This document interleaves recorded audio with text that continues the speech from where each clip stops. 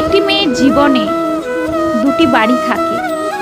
একটি বাপের বাড়ি, যেখানে সে জন্মায়, যেখানে তার হাসি, কান্না, দুষ্টুমি, স্বপ্ন সব কিছু শুরু।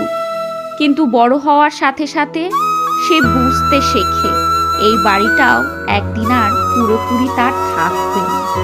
কারণ সমাজ বলে মেয়েরা তো পরের বাড়ির মানুষ। তারপর আসে আরেকটি বাড়ি, শ্বশুর বাড়ি, যেখানে সে ভালো স্ত্রী, ভালো বৌমা, ভালো মা হওয়ার চেষ্টা করে। নিজেকে ভেঙে, নিজেকে বদলে সবাইকে খুশি রাখার লড়াইয়ে নেমে পড়ে।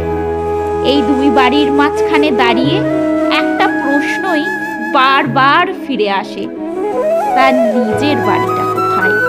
যেখানে তাকে মানিয়ে নিতে হবে না, যেখানে তাকে প্রমাণ দিতে হবে না, যেখানে সে শুধু নিজের হয়েই থাকতে পারবে। একটি মেয়ের দুটি বাড়ি থাকতে পারে, কিন্তু অনেক সময় তার নিজের জন্য এক টুকরো ঠিকানাই থাকে।